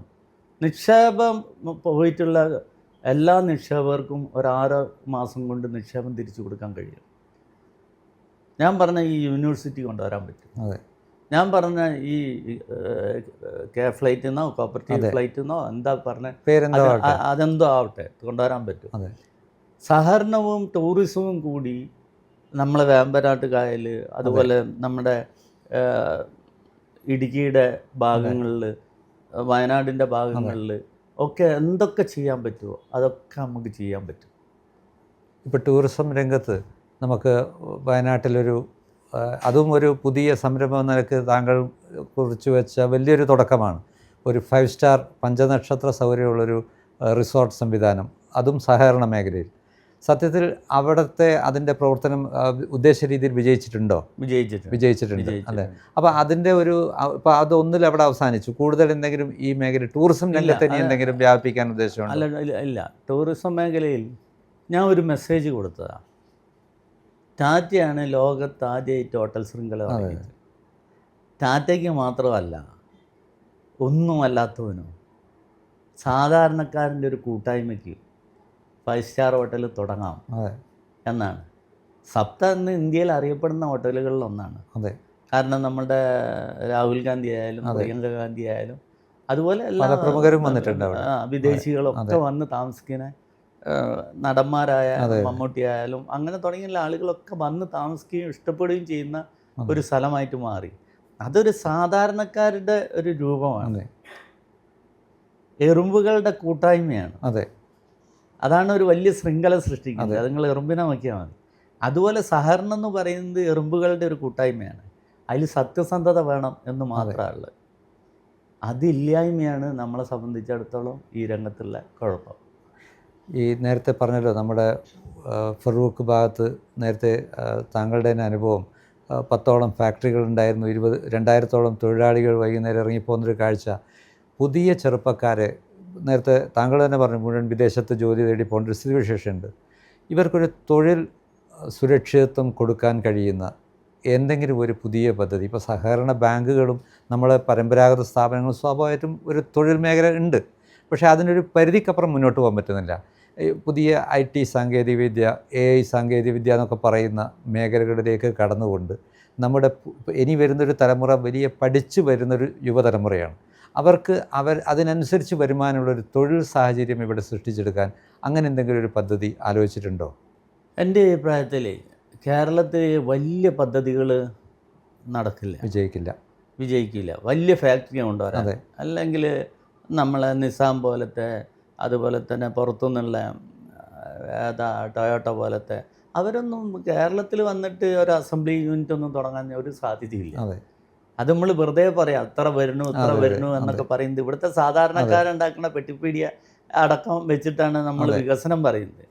നമുക്ക് ആളുകൾക്ക് ജോലി കൊടുക്കാനുള്ള കാര്യം എന്ന് പറയുന്നത്, നമ്മൾ ഒരു കാലത്ത് നിങ്ങളും ഞാൻ നിൽക്കുന്ന ഈ മാവൂര് ബെർല തുടങ്ങിയ സ്ഥാപനം അങ്ങനെ തന്നെ 400 ഏക്കർ വെറുതെ കാട് പിടിച്ച് വരിക. ഒന്നിക്ക് ബെർലേനോട് അത് സ്റ്റാർട്ട് ചെയ്യാൻ പറയാം. എന്തെങ്കിലും അവർ വിദേശത്തും സ്വദേശത്തൊക്കെ ഭയങ്കര യൂണിറ്റുകളില്ലേ, അവരെ തിരിച്ചു കൊണ്ടുവരാൻ എന്ത് മാർഗം? അല്ലെങ്കിൽ അത് ഏറ്റെടുത്തിട്ട് ഒരു വലിയ ടൗൺഷിപ്പ്, IT ടൗൺഷിപ്പ്, ടൂറിസം അടക്കം അതിലെല്ലാം വേണം. IT ആണ് നമ്മുടെ കേരളത്തിൻ്റെ സാധ്യത, പിന്നെ ടൂറിസമാണ് നമ്മുടെ സാധ്യത. ഈ 2 സാധ്യതകളും സഹകരണ മേഖലയ്ക്ക് ഉപയോഗപ്പെടുത്താൻ പറ്റും. ഈ പറയുന്നത് ഒരു കുറച്ച് സഹകരണ സംഘങ്ങൾ കൂടിയാൽ അത് ചെയ്തെടുക്കാൻ പറ്റും. പക്ഷെ ഈ സ്ഥാപനം ഇവിടെ കിടക്കുമ്പോൾ അത് നമ്മൾ വെറുതെ എങ്ങനെ നമ്മൾ കൊണ്ടുവരണം, എങ്ങനെയൊക്കെ അവരെ സ്വാധീനിച്ച് കൊണ്ടുവരാൻ കഴിയും. അല്ലെങ്കിൽ നമ്മൾ ഗവൺമെൻറ് മിഷനറി ഉപയോഗിക്കാം, നമുക്ക് ആ സ്ഥലം അക്വയർ ചെയ്യാം, ഏറ്റെടുത്ത് നടപ്പിലാക്കാം. അങ്ങനെ ഓരോ MLA-മാരും തീരുമാനിക്കേണ്ടത്, എൻ്റെ മണ്ഡലത്തിൽ ഒരു 1000 ആൾക്ക് 5 കൊല്ലം കൊണ്ട് ജോലി കൊടുക്കാൻ പറ്റുമോ? ഇവിടെ ഇപ്പം എന്താ ചെയ്യണം? MLA മരിച്ച വീട്ടിൽ പോവുക, അത് കഴിഞ്ഞ് കല്യാണ വീട്ടിൽ പോവുക, അത് കഴിഞ്ഞാൽ പാലത്തിന് പെയിൻ്റ് അടിക്കുക, ഉദ്ഘാടനം ചെയ്താൽ തന്നെ വീണ്ടും ഉദ്ഘാടനം ചെയ്യുക. ബ്രിട്ടീഷുകാരൻ ഉദ്ഘാടനം പോയ സാധനമാണിത്. അവർ ഉദ്ഘാടനം ചെയ്തില്ല, ഉണ്ടാക്കിയിട്ട് അങ്ങോട്ട് നടന്നു പോകല ചെയ്യില്ലേ. നമ്മൾ ഒരു ഉദ്ഘാടനം ചെയ്തു എന്ന് വിചാരിക്കുക, അതിന് പെയിൻ്റ് അടിക്കുക. ഇതൊക്കെയാണ് ഇപ്പോൾ MLA മന്ത്രി എന്നൊക്കെ വിചാരിച്ചാൽ. പിന്നെ എല്ലാ വലിയ കല്യാണങ്ങളിലും പോവുക. അതൊക്കെയാണ് ആളുകളും ചിന്തിക്കുന്നത്. MLA എൻ്റെ വീട്ടിൽ വരണം, എൻ്റെ കല്യാണത്തിന് വരണം, മരിച്ചാൽ പോകണം, അതിൽ യാതൊരു തർക്കമില്ല. ആ വീട്ടിൽ ആ MLA അയാളുടെ വോട്ട് ചെയ്ത ഒരാൾ മരിച്ചാൽ ആ കുടുംബത്തിലെ ദുഃഖത്തിൽ നമ്മൾ പോകണം, കല്യാണത്തിനും പരമാവധി പോകണം. പക്ഷെ ഇതാണ് ഒരു പണി എന്നല്ല വേറെ എന്ത് പണിയാണുള്ളത്? പിന്നെ സ്വാഭാവികമായിട്ട് റോഡ് വികസനം ഉണ്ടാവും. അത് ഏതാൾ വന്നാലും റോഡ് വികസനം ഉണ്ടാവും, കുറച്ച് ഉണ്ടാവും. ഇല്ല ഞങ്ങൾ റോഡ് ഉണ്ടാക്കും. അങ്ങനെ ഉണ്ടായ റോഡുകളാണ് ഇന്ന് കാണുന്ന റോഡുകൾ മുഴുവൻ. ആരും KP കേശവമേനോൻ ഇടുങ്ങിയ വഴിയിൽ കൂടി പോയിട്ടാണ് മാതൃഭൂമി കയറിയത്. ഇപ്പോൾ പിന്നീടാണ് അത് വല്യങ്ങാടിയിലേക്കുള്ള റോഡും പഴയ വല്യങ്ങാടിൻ്റെ ഇടുങ്ങിയ സ്ഥലവും ഒക്കെ ഉള്ളത്. അത് പിന്നെ വികസിച്ച് വരാൻ സ്വാഭാവികമാണ്. ആ സ്വാഭാവികത അല്ല നമുക്ക് വേണ്ടത്. എൻ്റെ മണ്ഡലത്തിൽ അവിടുത്തെ ചെറുപ്പക്കാർക്ക് നല്ല വിദ്യാഭ്യാസം കിട്ടുന്നുണ്ടോ? ആ ചെറുപ്പക്കാർക്ക് നമ്മൾ ജോലി കൊടുക്കുന്നുണ്ടോ? ആ ജോലി കൊടുക്കാൻ നമ്മൾ എന്തൊക്കെ കൊണ്ടുവരാൻ പറ്റും എന്നാണ് ഓരോ MLA-മാരും മന്ത്രിമാരും തീരുമാനിക്കേണ്ടത്. അതിനൊരു സപ്പോർട്ടാണ് ഗവൺമെൻറ് ചെയ്യേണ്ടത്. ഈ ചില പദ്ധതികളെക്കുറിച്ചും വലിയ മുതൽ മുടക്ക് വരുന്ന കാര്യങ്ങളൊക്കെ പറയുമ്പോൾ സർക്കാർ പോലും സഹകരണ മേഖലയെ ആശ്രയിക്കുന്ന ഒരു സാഹചര്യം കേരളത്തിലുണ്ടായിട്ടുണ്ട്. അതുപോലെ സഹകരണ മേഖലയിൽ നിന്ന് തന്നെ ചിലപ്പം ചില കാര്യങ്ങൾ താങ്കൾ തന്നെ മുമ്പൊക്കെ പറഞ്ഞിട്ടുണ്ട്. ചില വിഷയങ്ങളൊക്കെ വരുമ്പോൾ സഹകരണ കൺസോർഷ്യം, കാരണം ഒരു കാലത്ത് നമ്മൾ കോഴിക്കോട് ജില്ലയിൽ ഏത് ജില്ലയിലെടുത്താക്കിയാലും അവിടുത്തെ വാണിജ്യ വ്യാപാര മേഖലയിൽ പേര് ഉണ്ടായിരുന്ന കുറേ സ്വകാര്യ വ്യക്തികളായിരുന്നു. ഇന്നിപ്പം സ്വകാര്യ വ്യക്തികളെക്കാൾ മുകളിലാണ് പല സഹകരണ സംരംഭങ്ങളും. ഇപ്പോൾ ഊരാളുങ്കൽ, നമ്മുടെ സിറ്റി ബാങ്ക് ഉൾപ്പെടെയുള്ള പല അങ്ങനെ കയറി വരാൻ കഴിഞ്ഞിട്ടുണ്ട്.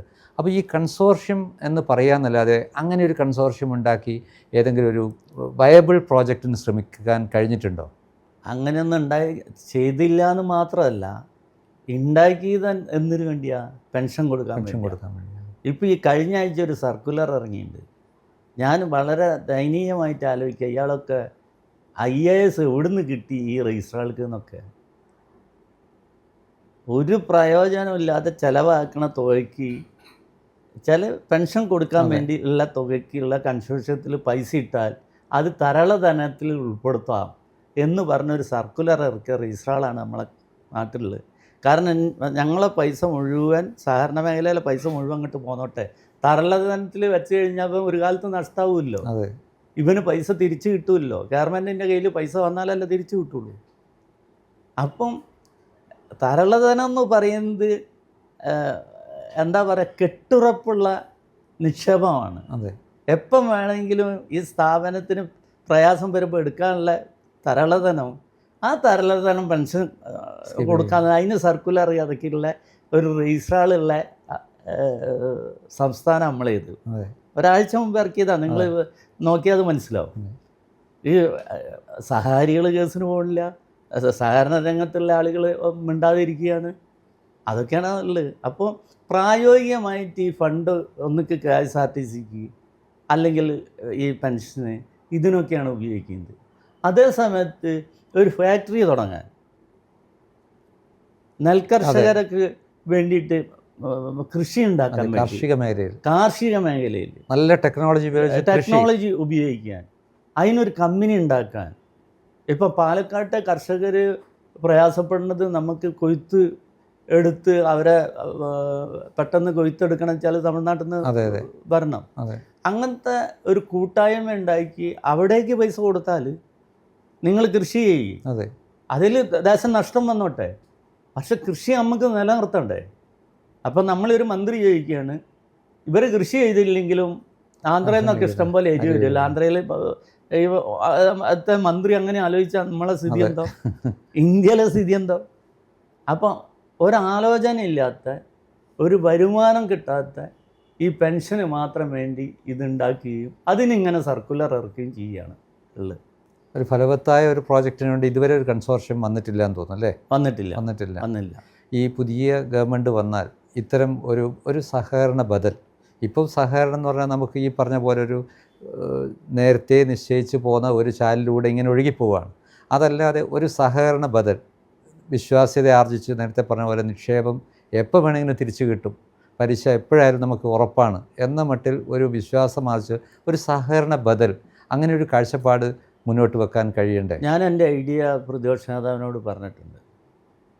ആരാണ് മുഖ്യമന്ത്രി വരുന്നതെന്നൊന്നും നമുക്ക് പറയാൻ പറ്റില്ല, അതായത് ഗവൺമെൻറ് വരും എന്നറിയില്ല. സഹകരണ ബദൽ അത്യാവശ്യമാണ്.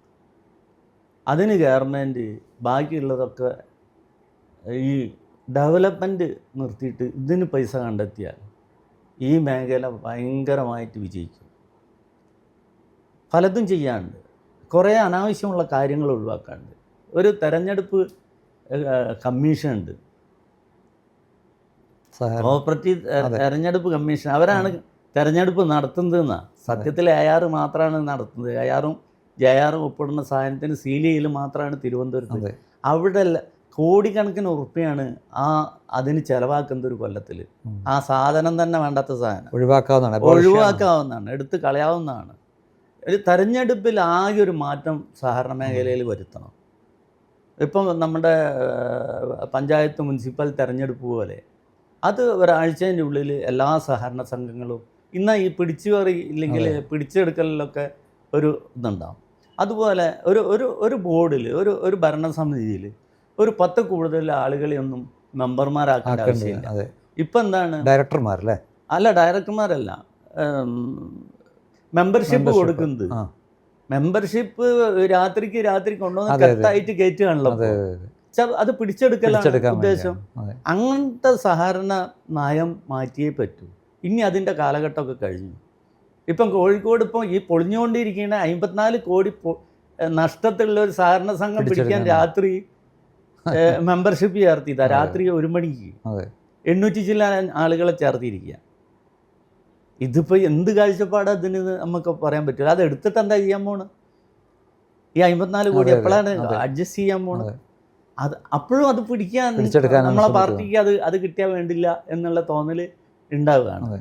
അതൊക്കെ അടിമുടി മാറ്റം വേണം. UDF വന്നാൽ അടിമുടി മാറ്റം വരുത്തും എന്നാണ് എൻ്റെ ഒരു. നമ്മൾ സ്വാഭാവികമായും പ്രതിപക്ഷ നേതാവാണല്ലോ മുഖ്യമന്ത്രിയായി വരിക. കോൺഗ്രസിൻ്റെ സ്ഥിതിയിൽ അത് നമുക്ക് പറയാൻ പറ്റില്ല. പക്ഷെ കണ്ടുവരുന്ന രീതി അതാണ്. അങ്ങനെ വെച്ചാൽ VD സതീശനോട് ഈ കാര്യങ്ങളൊക്കെ വ്യക്തമായി ഞാൻ പറഞ്ഞിട്ടുണ്ട്, നമ്മൾ ഐഡിയാസ് പറഞ്ഞിട്ടുണ്ട്, കാര്യങ്ങൾ പറഞ്ഞിട്ടുണ്ട്. ഒക്കെ നടക്കുമോ നടക്കില്ല എന്ന് നമുക്ക് പറയാൻ പറ്റില്ല. നടന്ന് കിട്ടിയാൽ സഹകരണ മേഖലയുടെ ഭാഗ്യം. ഈ കണ്ണൂർ ജില്ലയിലൊക്കെ ഒരു കാലത്ത് താങ്കളുടെ തന്നെ നേതാവ് വളരെ സജീവമായിരുന്ന കാലത്ത് പരിയാരം മെഡിക്കൽ കോളേജും അതുപോലെ തന്നെ കണ്ണൂരിലെ ആശുപത്രിയൊക്കെ നിയമസഭാ തെരഞ്ഞെടുപ്പിനേക്കാളും ലോക്സഭാ തെരഞ്ഞെടുപ്പിനേക്കാളും ശ്രദ്ധേയമായ വാർത്താ പ്രാധാന്യം കിട്ടിയ തെരഞ്ഞെടുപ്പുകളായിരുന്നു അത്, ഈ സഹകരണ സംഘം തെരഞ്ഞെടുപ്പുകൾ. സത്യത്തിൽ ആ കാലഘട്ടം മാറി. നേരത്തെ താങ്കൾ പറഞ്ഞ പോലെ അന്നത്തെ സാഹചര്യങ്ങൾ മാറി. ഇനിയെങ്കിലും ചില കാര്യങ്ങളിൽ സഹകാരികളെന്ന നിലയ്ക്ക് അത് ഏത് രാഷ്ട്രീയ പാർട്ടിയുടെ ആവട്ടെ, ഒരു പൊതു താല്പര്യങ്ങളിൽ ആവശ്യമില്ലാത്ത ഒരു എന്താ പറയുക ഏറ്റുമുട്ടൽ ഒഴിവാക്കുന്ന സഹകരണ മേഖലയുടെ വികസനത്തിന് വേണ്ടി അങ്ങനെ ഒരു കാഴ്ചപ്പാടിന് തുടക്കം കുറിക്കാൻ കഴിയുമോ? താങ്കളെപ്പോലത്തെ ആളുകൾക്ക് അതിനൊക്കെ ഒരു മാതൃകയാകാൻ പറ്റുമോ? തീർച്ചയായും. ഇപ്പോൾ എതിരാളികൾ, എൻ്റെ രാഷ്ട്രീയ എതിരാളികൾ പോലും പറയാറുണ്ട് നമുക്ക് ഇതിൻ്റെ കാലഘട്ടം കഴിഞ്ഞു. ഇന്ന് ഈ നമ്മളെ MP രാജേന്ദ്രൻ കൊല്ലത്തുനിന്ന് തന്നെ വിളിച്ചിരുന്നു. അദ്ദേഹം പറയുന്നത് എന്താ വെച്ചാൽ ഈ ആസ്പത്രികളൊക്കെ വലിയ ഗ്രൂപ്പുകൾ വന്ന് പുറമേ നിന്നുള്ള ആളുകൾ വന്ന് എടുത്തുകൊണ്ട് പോവുക. ഇപ്പോൾ NVRന് പോലും 1500 കോടി രൂപ വില പറഞ്ഞ ആളുകളുടെ പേരൊന്നും ഞാൻ പറയുന്നില്ല. അപ്പം അതൊക്കെ പുറമേയുള്ള ഫണ്ട് വന്നിട്ട് വില പറയാണ്. ഇപ്പം നമ്മളെ ബേബി പോയി എന്നാണ് പറയുന്നത്, മൈത്ര പോയി എന്നാണ് പറയുന്നത്, മിംസ് പോയി എന്നാണ് പറയുന്നത്. ഇങ്ങനെ കേൾക്കണം, എന്തൊക്കെയാണെന്ന് നമുക്കറിയില്ല. പക്ഷെ അത് ഏകദേശം ഉണ്ട് എന്നുള്ളത് സത്യമാണല്ലോ നമ്മൾ കാണുന്നത്. അപ്പം അത് സഹകരണ മേഖലനെയും പിടിക്കാൻ പോവുക. ഇപ്പം കേരളത്തിൽ എനിക്ക് തോന്നുന്നു Ernakulam Indira Gandhi hospital, Perinthalmanna EMS hospital, AKG പോലും നഷ്ടത്തിലാണെന്ന് തോന്നുന്നു. ബാക്കി മുഴുവൻ കോപ്പറേറ്റീവ് ഹോസ്പിറ്റലുകളും നഷ്ടത്തിലാണ്. അപ്പോൾ സ്വാഭാവികമായി ഇവർ അതിലേക്ക് കടന്നു വരും. അപ്പോൾ ആലോചിക്കും ഇതിങ്ങനെ നഷ്ടത്തിൽ ഇങ്ങനെ കൊണ്ടുപോയിട്ട് എന്താ കാര്യം എന്നാൽ കൊടുത്താളുക എന്ന് ഭരണസമിതി ആലോചിച്ച ഒരു രക്ഷയില്ല. ഓനും ഇത് നടത്തിക്കൊണ്ടുപോകാൻ പ്രയാസം. അതിന് ആ ആശുപത്രി രംഗത്തെ സ്ട്രെങ്ത് ചെയ്യലാണ് സഹകരണ മേഖലയിൽ ചെയ്യാൻ പറ്റുന്നത്. അതെന്തൊക്കെ ചെയ്യാൻ പറ്റും? അത് ഒന്ന്, സഹകരണ മേഖലയ്ക്ക് മാത്രമായുള്ള ഒരു പർച്ചേസ് വേണം. മിഷനറികൾ എങ്ങനെ, അതിൻ്റെ ടാക്സ് സെൻട്രൽ ഗവൺമെൻറ് ഒഴിവാക്കി കൊടുക്കണം. നമുക്ക് ഇറക്കുമതിയാണല്ലോ മിഷനറി മുഴുവൻ നമ്മൾ പുറത്തുനിന്ന്, അത് ഡോളറിൻ്റെ ബേസിലാണല്ലോ നമുക്ക് ഇറക്കുമതി. അതിലുള്ള ഈ കസ്റ്റംസ് ഡ്യൂട്ടി അതുപോലെയുള്ള ഡ്യൂട്ടികളൊക്കെ സഹകരണ മേഖലയ്ക്ക് ഒഴിവാക്കി കൊടുക്കണം. ഇന്ത്യക്ക് മൊത്തത്തിൽ ഞാൻ പറയുന്നത്, കേരളത്തിൽ മാത്രമല്ല. പിന്നെ ഈ സഹകരണ സംഘങ്ങൾ കേരളത്തിൽ മാത്രമായി മാറി നിൽക്കുന്നതിൽ അർത്ഥമില്ല. ഇപ്പം ഇന്നലെ മിനിഞ്ഞാന്ന് നിങ്ങളുടെ മനോരമയും മാതൃഭൂമിയൊക്കെ ഭാരതീയ സ്റ്റേറ്റ് RBIൻ്റെ ഓരോ 4 മാസം കഴിയുമ്പോൾ അവരിറക്കുക ഈ സംഘത്തിൽ പൈസ ഇടരുതെന്നും പറഞ്ഞിട്ട്. ഒരൊറ്റ കാര്യം ചെയ്യാണല്ലോ, സംഘത്തിൻ്റെ പേര് മാറ്റുക. അങ്ങനെ മാറ്റിയ ഒരു കുഴപ്പമില്ല, ഞങ്ങൾ മാറ്റൽ ഇപ്പം കഴിഞ്ഞു. ഈ മാർച്ച് സിറ്റി സർവീസ് സഹകരണ bank city service cooperative society ആവുകയാണ്. ജനറൽ ബോഡിയിൽ ഉള്ള ആളുകൾ മുഴുവൻ കൈയടിച്ച് പാസ്സാക്കിയതാണ്. JR അത് 2 കൊല്ലം കൊണ്ട് കടന്നു. പിന്നെ RBI ഞങ്ങളോട് എഴുതി ചോദിച്ചു, ഞങ്ങൾ പറഞ്ഞ് ഞങ്ങൾ കൊടുത്തിട്ടുണ്ട്, ഞങ്ങൾക്ക് അവസാനം തരേണ്ടി വന്നു. തന്നപ്പം ആ പേര് വന്നുകൊണ്ട് ഞങ്ങൾക്ക് യാതൊരു നഷ്ടവും ഉണ്ടായില്ല. അതിൻ്റെ ശേഷം 40 കോടി ഉറുപ്പിക ഡിപ്പോസിറ്റ് അധികം വന്നിട്ടുണ്ട്. അങ്ങനെ സൊസൈറ്റി എന്ന് വെച്ചുകൊണ്ട് എന്താ പേര്? ഏതായാലും ഇത് ബാങ്കല്ല, ആക്ടിലും ബാങ്കല്ല. പിന്നെ അങ്ങനെ സെൻട്രൽ ഗവൺമെൻറ്റായിട്ട് രാഷ്ട്രീയ വിരോധം ഉണ്ടാവുക. പക്ഷേ സെൻട്രൽ ഗവൺമെൻറ്റിൻ്റെ ഒരു നിയമം പാലിക്കാൻ നമ്മൾ തയ്യാറാണ്. അതിൽ നിന്ന് എത്ര പൈസ നമുക്ക് കേരളത്തിലേക്ക് കിട്ടാനുണ്ട്, അത് നമ്മൾ നോക്കണം. അതുപോലെ ഈ മൾട്ടി സ്റ്റേറ്റ് കോപ്പറേറ്റീവ് സൊസൈറ്റികൾ എങ്ങനെ തടയിടാൻ പറ്റും? അത് സെൻട്രൽ ഗവൺമെൻറ്റിനെ ബോധ്യപ്പെടുത്താൻ നമുക്ക് കഴിയണം. ഇതിങ്ങനെ പോയാൽ നാട്ടുകാരെ പൈസ മുഴുവൻ പോകും എന്നുള്ളത് നമ്മൾ ബോധ്യപ്പെടുത്താൻ കഴിയണം. അതിനൊരു സുരക്ഷിതത്വം വേണം. അതാത് സ്റ്റേറ്റിൽ സൊസൈറ്റികൾ നിർമ്മിക്കണമെങ്കിൽ സ്റ്റേറ്റ് ഗവൺമെൻറ്റിൻ്റെ NOC വാങ്ങണം എന്ന് സെൻട്രൽ ഗവൺമെൻറ് നിർദ്ദേശിക്കണം. അങ്ങനെയൊക്കെ ചെയ്യാൻ പറ്റും. കൂട്ടി യുദ്ധം ചെയ്തിട്ട് കാര്യമില്ല. യുദ്ധം സത്യത്തിന് വേണ്ടിയാവണം. മറ്റ് നമ്മുടെ സ്ഥാപനങ്ങൾ നിലനിർത്താനും നമ്മളെ ജീവനക്കാരെ രക്ഷയും നമ്മളെ പുതിയ തലമുറയ്ക്ക് തൊഴിൽ കിട്ടാനുള്ള സാധ്യത വെച്ചാൽ അതൊക്കെ പ്രയോജനപ്പെടുത്തണം എന്നാണ്. രാഷ്ട്രീയം വേറെ, ഈ രീതി വേറെ. ഇപ്പം ആശുപത്രി രംഗത്ത് ഒരു സ്ഥാപനം ഉള്ളതുകൊണ്ട് ചോദിക്കുകയാണ്. ഇപ്പോൾ കേരളത്തിൽ ഏറ്റവും കൂടുതൽ വിറ്റഴിയുന്നത് പിന്നെ ഉപഭോഗ വസ്തു പോലെ ഇവിടെ മരുന്ന് വിറ്റഴിയാണ്. നമ്മുടെ ഏത് മൂലയിൽ പോയാലും സഹകരണ ഉണ്ട്, അല്ലാത്തതുണ്ട്, മെഡിക്കൽ ഷോപ്പുകളുണ്ട്, നിറഞ്ഞിരിക്കുകയാണ്. അതിലാണെങ്കിൽ വലിയൊരു ലാഭം പല മൾട്ടിനാഷണൽ കമ്പനികളാണ് കൊണ്ടുപോകുന്നത്. ആവശ്യമായ മരുന്നുകളുടെ കാര്യത്തിലെങ്കിലും ഒരു ആശയമാണ് സഹകരണ മേഖലയിൽ. അത് എല്ലാമല്ല, നമ്മൾ ഒരുപാട് ചില അനിവാര്യമായ ചില മെഡിസിൻസ് ഉണ്ടല്ലോ, അങ്ങനെ ഒരു ഇടപെടലിന് എന്തെങ്കിലും ഒരു ആലോചന നമുക്ക് സാധിക്കുമോ? നമുക്ക് സാധിക്കില്ല എന്ന് പറയുന്നത്, അത് സെൻട്രൽ ഗവൺമെൻറ് നമ്മുടെ സൈന്യത്തിന് വേണ്ട അതേ തുക ഹെൽത്തിനും വെക്കണം. നമ്മൾ ക്യാൻസറിൽ റിസർച്ച് നടത്താൻ ഇത് വളരെ തുച്ഛമാണ്. നമ്മളൊരു പുതിയ സൂക്കേട് വന്നാൽ അതിൽ റിസർച്ച് നടത്തുന്നത് വളരെ തുച്ഛമാണ്. നമുക്ക് ചൈനനെ പോലെ റിസർച്ചിൽ ഭയങ്കരമായ പൈസ ഉണ്ടാക്കണം. നമുക്കാവശ്യമായ മരുന്നുകൾ, അതുപോലെ തന്നെ എന്താ പറയുക, മിഷനറികൾ, നമ്മൾ MRI ഫിലിപ്സിൻ്റെയും സീമെൻസിൻ്റെയും കയ്യിൽ മാത്രമല്ലെന്ന് എനിക്ക് തോന്നുന്നു. ഒന്നര ജിയും കൂടി ഉണ്ട് എന്ന് തോന്നുന്നു. ഇങ്ങനത്തെ 2-3 കമ്പനികളുടെ കുത്തകയാണ്. അതുകൊണ്ട് എന്താണ് ഈ വാങ്ങണ മിഷനറിക്ക് 10 കോടി. ഇപ്പം പെറ്റ് സ്കാൻ, ഒരു ക്യാൻസർ രോഗീൻ്റെ എവിടെയൊക്കെ ക്യാൻസർ ബാധിച്ചിട്ടുണ്ട് എന്ന് പറയുന്നത് കണ്ടുപിടിക്കുന്നതാണ് പെറ്റ് സ്കാൻ. ആ പെറ്റ് സ്കാനിൻ്റെ 10 കോടിയാണ് മിഷന്. അതിൽ പരമാവധി ഏറ്റവും സ്പീഡുള്ള മിഷൻ എന്ന് പറയുന്നത് ഇപ്പം വരുന്ന മിഷൻ എന്ന് വെച്ചാൽ നമുക്ക് ഒരു 25-28 ആളുകളെയാണ് ഇത് ചെയ്യാൻ പറ്റുക. അങ്ങനെ ചെയ്താൽ തന്നെ എത്ര കാലം കൊണ്ടാണ് ഈ ഇത്. അപ്പം 3 കൊല്ലം കഴിഞ്ഞാൽ ഇതിന് ഇത് കൊടുക്കണം. മാക്സിമം ഈ മിഷൻ നിൽക്കുക 10 കൊല്ലമാണ്. അപ്പോഴേക്ക് വീണ്ടും ഇത് ചെയ്യണം. നമ്മൾ ആസ്പത്രികൾ പൈസ വാങ്ങുന്നത് എന്ന് പറഞ്ഞു കഴിഞ്ഞാൽ, ഇപ്പോൾ ക്യാൻസറുമായി ബന്ധപ്പെട്ട ഏത് മിഷനറിക്കും ഏത് സാധനത്തിനും 1 കോടി കുറഞ്ഞ ഇത് ഞാൻ വളരെ തുച്ഛമായ കാര്യങ്ങളെ കണ്ടിട്ടുള്ളൂ. ഇതിന്ന് നമ്മളുടെ ഈ മിഷനറികളൊക്കെ ഇന്ത്യയിൽ ഉൽപ്പാദിപ്പിക്കാൻ പറ്റുമോ, അല്ലെങ്കിൽ അങ്ങനത്തെ കമ്പനികളെ ഇന്ത്യയിലേക്ക് കൊണ്ടുപോയിട്ട് നമുക്ക് സെറ്റ് ചെയ്യാൻ പറ്റുമോ എന്നൊക്കെ ആലോചിക്കേണ്ടത് സെൻട്രൽ ഗവൺമെൻറ്റാണ്. അതുകൊണ്ട് നമുക്ക് അത് ഈ കേരളത്തിലെ 3.25 കോടിയും നമ്മളെ ആകെയുള്ള 150 കിലോമീറ്റർ വീതി ഉള്ള ഒരു സംസ്ഥാനത്തിന് സ്വപ്നം കാണാൻ പറ്റില്ല. അത് സഹകരണ രംഗത്ത് തീരെയും കാണാൻ പറ്റില്ല. അപ്പം നമുക്ക് ഇനി തിരിച്ച് ഒരു നിയമസഭാ തെരഞ്ഞെടുപ്പിൻ്റെ പക്കത്താണുള്ളത് നമ്മൾ. അപ്പം അങ്ങനെ ഒരു രാഷ്ട്രീയ നേതാവ് കൂടിയാണല്ലോ. അപ്പം നിയമസഭാ തെരഞ്ഞെടുപ്പിൽ താങ്കൾ ഈ തവണ ഒരു സ്ഥാനാർത്ഥിയായിരിക്കുമെന്ന് പൊതുവേ ഒരു സംസാരമുണ്ട്. ഏത് മണ്ഡലത്തിലായിരിക്കും, എങ്ങനെയാണ് CMB താങ്കളുടെ ഈ തെരഞ്ഞെടുപ്പിൻ്റെ സാധ്യതകളെ കാണുന്നത്? ഞാൻ മത്സരിക്കുന്നുള്ളതിൽ പാർട്ടിക്കുള്ളിലും മുന്നണിക്കുള്ളിലൊക്കെ ചർച്ചയുണ്ട്. പക്ഷേ എൻ്റെ മനസ്സിൽ ചിലതുണ്ട്. എന്നെ സംബന്ധിച്ചിടത്തോളം UDF വന്നാൽ മതി. കഴിവുള്ളവർ വരണം. ഞാൻ പറഞ്ഞല്ലോ, ഈ സഹകരണം കഴിച്ചിലാക്കണം വെച്ചാൽ വെറും ഒരു സഹകരണ മന്ത്രി വന്നിട്ട് കാര്യമില്ല. അതുപോലെ മുഖ്യമന്ത്രി, കഴിവുള്ള കക്ഷികൾ വരണം.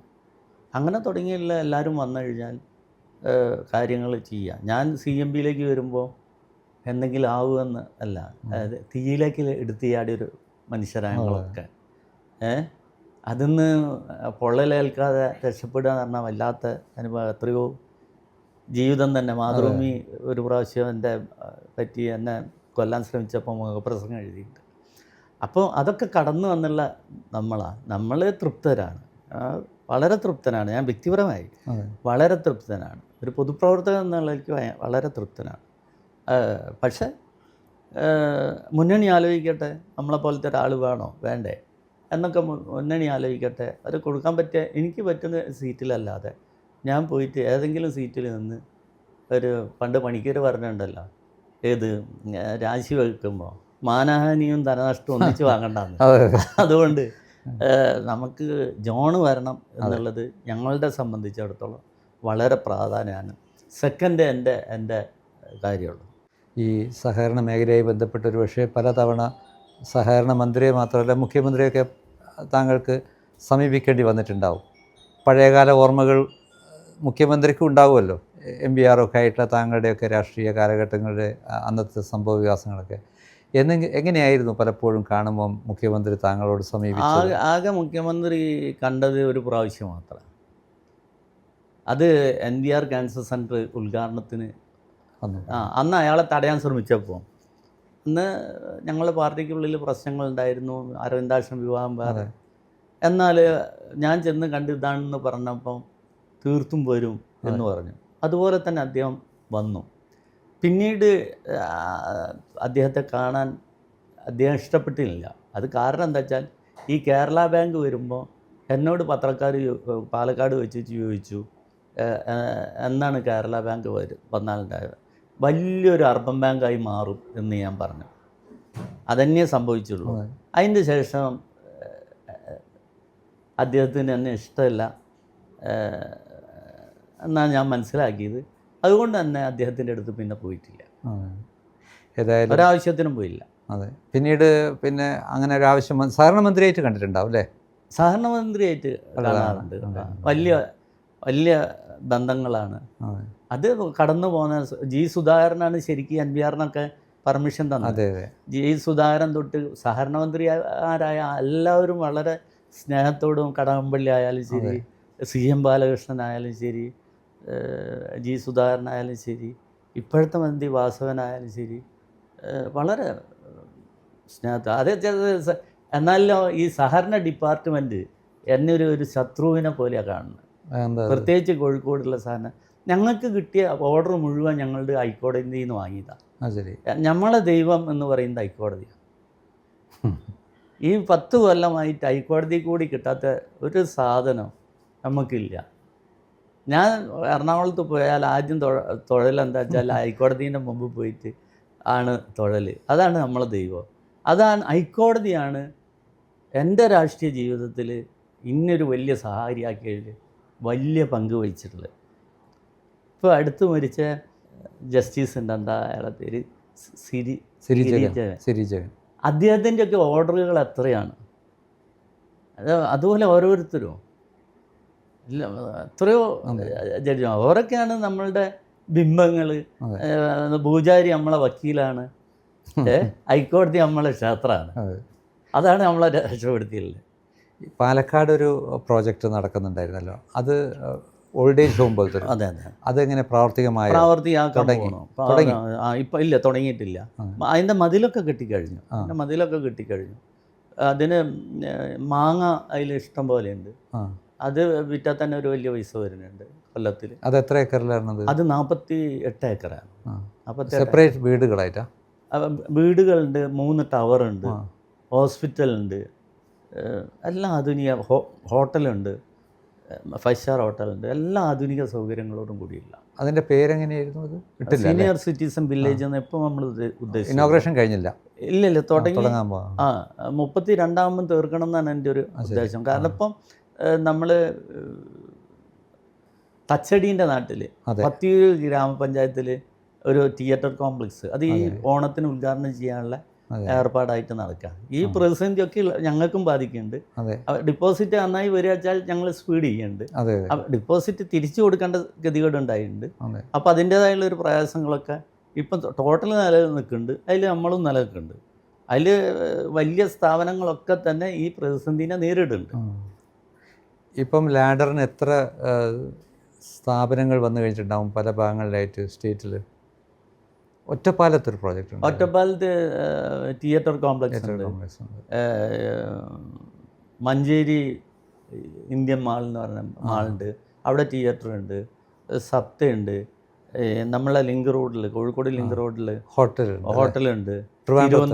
തിരുവനന്തപുരത്ത് ഹോട്ടലുണ്ട്. ഇപ്പം നമ്മളെ തിരുവനന്തപുരത്ത് തന്നെ ഫ്ലാറ്റുകളുടെ ഉണ്ട്. ഇതുണ്ട് പാങ്ങപ്പാറയിൽ, അത് വിറ്റുകൊണ്ടിരിക്കുന്നുണ്ട്. ഇനി ഫ്ലാറ്റ് രംഗത്തേക്ക് നമ്മളില്ല. അതെ. പക്ഷേ ഈ തിയേറ്ററുകളുടെ നമ്പർ നമുക്ക് ആവശ്യമാണ്. തിയേറ്റർ ഇപ്പോൾ ആകെ തന്നെ 700 സ്ക്രീനാണ് കേരളത്തിലുള്ളത്. അതെ. അതൊരു 1000-1200 സ്ക്രീനൊക്കെ വന്നാൽ യാതൊരു നഷ്ടവും വരില്ല. നല്ല സിനിമ വന്നാൽ ഏകദേശം ഒരു 30-35% നമുക്ക് ലാഭം ഉണ്ടാവും. ഒരു സിനിമ പോയി കഴിഞ്ഞാൽ നല്ല മോശമില്ലാത്ത പൈസ നമുക്ക് ഉണ്ടാകും. ഫ്ലാറ്റ് സമുച്ചയത്തിനൊരു സാച്ചുറേഷൻ ആയി തോന്നുന്നു അല്ലേ? കേരളത്തിലൊരു ഒരു ഒരു ഒരു ഒരു ഏതാണ്ടൊരു മാർക്കറ്റ് പീക്കിൽ എത്തി.